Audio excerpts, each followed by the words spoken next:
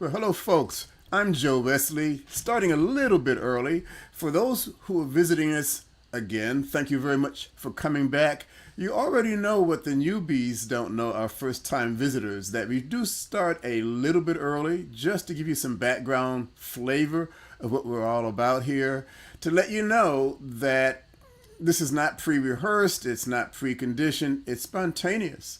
For those who are visiting us for the first time, and when I say us, Lizzy will be on very shortly. I am a little bit early. That I'm a left brain kind of guy, and I feel very good about that, and I brag about it. Well, Lizzy is a right brain persona. Hi, Lizzy. How are you doing? I am well. Good morning, everyone. And we try to keep it spontaneous. We try to keep it real. And actually, my confusion is very real. And for those again who are visiting us for the first time, the program is I'm left brain. I want to be successful in my business and my life. Lizzy is a wellness mindfulness coach. And once we say mindfulness, you've lost me already. Her clients swear by her, so she must have some value I've yet to figure out. And that's the whole purpose of these moments. To remind you, if you're signing in through LinkedIn, through YouTube, through Facebook, either way it works.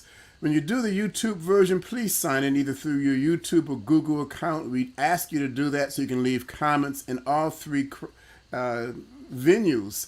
And if for some reason you're doing it on the watch later in the day, we have one client that likes to watch it in the evening or midday for lunch, that so you can still leave comments because we still will audit your input. So we do ask that you share your questions, your comments, your likes and dislikes, and us with other people. Normally, I start off with a rambling dissertation of the subject of the moment. Now, the only thing we do between, when I say we, Lizzy and I share with her my topic. She needs all the help she can get to keep up to me in this program here. That being said, the topic of today is, if I can find the deal here, is that I guess do we all have an inner wisdom? And her statement is that you can find it, you can search for it, you can look at it. I won't say what her statement is, she'll do that part. However, what comes to my mind is, do we really have inner wisdom intuitively? When I was a high schooler, not high school, elementary school. I was maybe 8 years of age, nine, and I had done something my mother was very unhappy about. And we grew up in a culture where you got spanked, as opposed to the verbal spanking. It was a physical spanking. And I remember her spanking me, really upset with me, saying, "Why did you do that?" I says, "I don't know." And she says, "Well, common sense should have told you you shouldn't have done it that way." And I can understand her frustration even then, but she kept repeating herself, common sense should have told you. And I'm assuming that's inner wisdom, my criteria. I finally told her, I guess I was born without common sense. I mean, that was the best thing I had at the moment as a retort. So I'm going to shut up and see how Lizzy handles this concept. Well, I love that you were pushing the envelope there, Joe, with your mom, because what happens is, as kids, first of all, we have this inner wisdom to learn how to, from like, we're born as this blob, right? We're not doing anything. Then we start to learn how to crawl. And, they're all followed. That's all part of that inner compass getting us to want to do these things. And then as a kid, as we get a little older, what happens is we hear what they say is like we hear no something like 437 times a day, as opposed to like maybe 15 yeses, and so it starts at best. yeah. And what happens, so we start to like, and then we go to school and say somebody says, what are you wearing that for? Or you raise your hand and you make a mistake and everybody laughs at you, and you start to tune out of your inner wisdom, and you start to play it safe, and you start to do things to belong, rather than really following what it is that energizes you. And so the question I always ask people, and I do it with myself all the time and my clients, is this thing, whatever it is this decision, big or small, energizing you, or is it expiring, you were contracting, you were making, and I'll give you an example. So as you know, I went skydiving a week Right. ago. And I mean, the thought of it, it's been on, my list was, I mean, when I thought of going, I got, of course, a little scared. So it's not about being scared or not, but I was had this sense of excitement and wanting to, as opposed to when I said to my husband, do you want to join me skydiving? Like his body, he like literally turned Yeah, away, I get him. like almost like You go, Abby. I get you totally on that one. I was like, all right, I'll take that as a no. But so if we do that with all our decisions, like even, the little one, like, should I eat should I choose the salad or choose the fries or whatever, and think about, is this gonna energize me, or is this decision going to make me lower my energy or my vibe, my the way I feel. And it's the same with people in your lives. I think it's another thing, exercise I do with people, like write a list of the people in your life, and it's either a plus or a minus, like do they, and then you got to be really learn how to have boundaries with those people that are the negatives, and want to choose to spend more time with the people that have the positives. Okay, I hear that. But see, folks, this is where I get continually lost with Lizzy. And she says, well, you have to learn to do this. And I still get this image in my head of turning a light switch on. And when you gave the example of your husband who turned away from you, that for your skydiving venture, I was doing kind of the same thing. You shared your video with me. And I looked, rephrase that. My perspective, when I get too close to a curb, I get nauseous. That's just my psyche. Now we can attack that all you want. So I'm watching. They have, when she dived, she had 3 people total: herself, her host that she was harnessed to, and somebody who jumped off just before. I call him the cameraman. Mm-hmm. So he would jump off to record the event. And so she's first in the plane. They have to scoot toward the door itself. And I looked hard for fear, for anxiety, for concern, for hesitancy, and all I could see was pasted on her face this huge grin. And I'm saying, like, where is that coming from? So 2 different reactions to the exact same course. She was there. So for me, it was not turning up. Well, I guess if she's smiling, I should smile too. That's not how it works for me. It's interesting because another friend of mine, he said he was watching it. He started sweating. Yeah, I know that guy. He's like, I literally hanging onto my chair tight. But I have to say, though, that what I did do, which was not on the camera, I mean, and so this is some of the tools that I use and that I share with people, rather than the light switches. What I was doing on the plane was doing long, deep breathing, all like really long and slow to activate that system on a scientific level, like activate, our vagus nerve, which is that nerve that goes from our base of our spine all the way up to the crown of our head. And we need to tune that instrument. And one of the ways is by breathing diaphragmatically. I'm going to interrupt. I'm going to make a technical interruption. For those who don't know what a vagus nerve is, it's a nerve in your body that helps slow things down. So your blood pressure's not busting a part of you. Your ulcer's not eating at you to help think. When you stimulate that vagus nerve, it helps put things in a more settled manner. I just had to give that diet. Absolutely. Thank you, Joe. No, absolutely. I mean, it's like you want to tune your vagus nerve. It's like tuning your instrument and find ways that do that for you. And it could be breathing. It could be meditation. It could be taking a walk outside and just looking around and listening and hearing and smelling and not looking at your phone, and it could be a cold shower, even a cold shower, because a cold shower, it might be shock your system, but it's strengthening your nervous system. Okay, I hear what you're saying, but I'm going to interrupt with a question. So I get intellectually, I'm hearing the words, it makes sense, but you're on a plane. You're not walking a forest. You're not taking a cold shower. So when you're doing these deep breathing things, I mean, like, what's happening in your head to prepare you for that huge grin? I was just trying to stay present, not trying to go into like, oh my God, I'm jumping out of a plane, free falling a mile up in the sky. I just was trying to, by breathing, I was trying to just be where I was there in that moment. And I mean, Mm-hmm. when I jumped, I mean, the exhilaration took over, the excitement took over, and that Mm-hmm. was, that's where the smile came from. But so But excuse it's me, like, you made a point. I'm going to interrupt. I hate to do this, but I really don't. You said the exhilaration took over. Well, then didn't that become your current state of mindfulness? She loves that word mindfulness. I'm going to kind of bounce it back. That didn't that then engulf you because you had no space then for fear, I guess, or whatever. Oh, hesitancy is past due. You're already into the jump.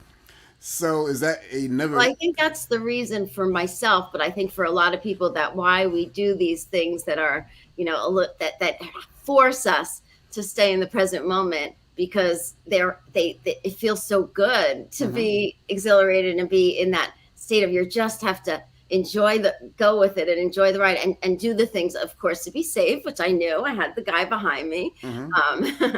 And when I couldn't pull the thing which he told me to do, he did Yeah, it. yeah, I So saw I you knew reaching. I he said, would. "Oh, she must have had a bad itch because she's really digging in that spot." I know. Yeah, I know. I'm trying to feel for that. I couldn't feel. He said it to feel like almost like a golf ball. I could not feel anything. Okay. So, and I knew we had already discussed that he would, if I could, if I didn't wasn't able to pull it, he would take care of that. Oh, that's Um, a relief. and so yeah.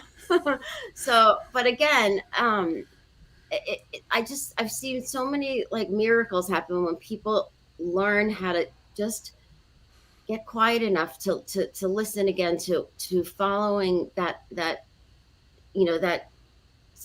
inner compass that says, is this a yes or is this a no? Is this a Mm-hmm. hell yes or is this a hell no? Mm-hmm.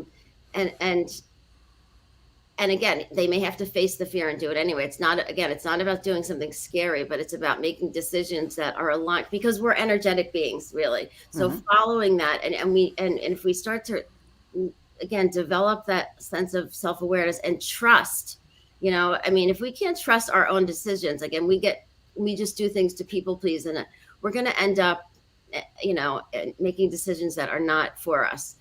So it's listening to that. It's like, it's like knowing when you're out with your friends, when it's time for you to go home, rather than let's go to the next place, Mm-hmm. and starting to just be aware of when you, maybe react again, like we've talked about many times, rather than, just taking that moment to be like, what's the best scenario for me right now? What's the best thing to say or do? Or Okay. Well, if I understand you correctly, if I'm hearing you correctly, then understanding you correctly, you're saying all of us, every one of us, has a self-developing inner wisdom. We just don't. For those of us who don't access it, it's not for lack of having it. It's for lack of knowing how to turn the key. Is that what you're saying? all of us have it, and it's based on our experiences, the good, the bad, and everything in between that have kind of shaped us. But there is a uniqueness in every one of us, the gifts, the things that light us up, that if we allow ourselves to just to listen to sometimes they're whispers, sometimes they're goosebumps, sometimes they're like a thought in the shower, sometimes there's just a dream, a vivid dream that we're Mm-hmm. like, that will guide us in the right direction, again, if we take the time and have the courage to listen Mm-hmm.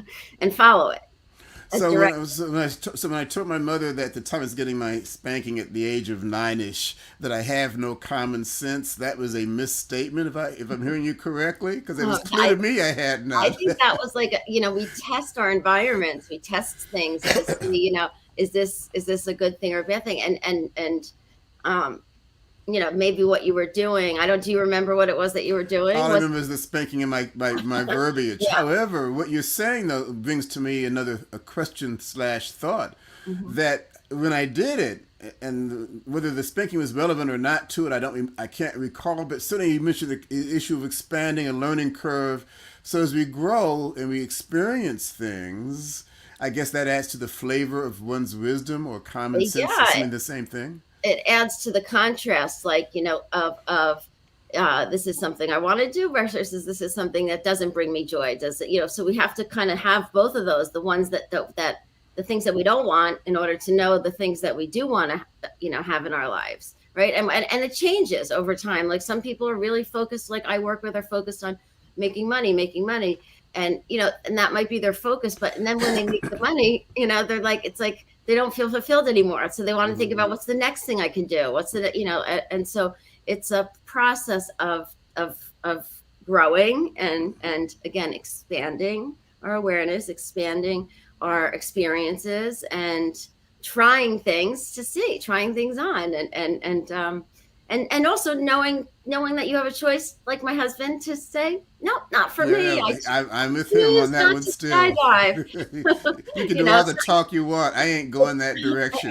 right, it's not that he couldn't, he could have, I invited him, Well, but he chose not to. I hear So that. Well, let me ask you this then, out of mhm, curiosity, confusion, that assuming we all have inner wisdom, mhm. why does it stay so hidden? I mean, is it that we're not going to answer that in the next 45 seconds, but is it a conscious or unconscious effort to ignore it, to lock it up, to push it away? If it's such a Oh, great thing. I think it's what's below the noise of our mind. It's below Okay. that. It's our high, so that's why I practice yoga. That's why, it's and why we start class with, let's settle into the present moment and tune into that inner wisdom, tune into that part of us that's our higher self, below the noise Mm-hmm. of our minds and that chatter. And and practices like meditation, and again, whatever kind of works for you. Even those times when you're in flow, I think are times where you can be really creative, and tap into that potential that's within every one of us, Hmm. in It's unique ways, in different ways, I, obviously. I hear that you talk about noise. I think of what comes to mind is background noise. My wife and I have a policy of communication that when she wants to talk to me or vice versa, several things we do. The first thing we do is turn the TV down. And that's what I'm hearing you saying, that, I love or it. turn the radio down. So that way, one, there's no distraction, but no more important. Two, I now have the chance to focus what you're saying better. But to me, the more important messaging is whatever you're doing at this moment with me is more important than anything else going on anywhere else in the world. So that turning the noise down has a lot of things for me in a logistical, didactic, and symbolic manner. So is that how one kind of I becomes love a that. I love that, because it's that you're actively listening, and I think when we can do that with the people that we love, we actually are really strengthening our ability to do that with ourselves, to listen to Mhm. our own self too. So it's Okay. a win-win, for both of you. And I think there's nothing more of a gift than to give somebody, your full listening, without judgment, without trying to fix it, and just let them know that they're heard. Right. And I know a little bit over curfew time on our 15 minutes, but for me, it's more than simply letting them know that I'm just listening. I'm letting them know that my total focus is on you. Because Yeah. right now, you are the most important entity in my world because it's important to you. I may not understand it, I may not know it, but I'm focused, giving you everything I've got. So anyway, Yeah, no, geez, you're fully tuned in, and yeah. that's beautiful. That's amazing. Okay, I guess that's called. See, I get amazings from her. I get to give her one, maybe once or two. Stay tuned, folks. This is an ongoing saga. We're 2 minutes Mhm. past our curfew, so I'm going to say a quick goodbye. All right, folks, take good care. Stay See you healthy. We'll next see time. you.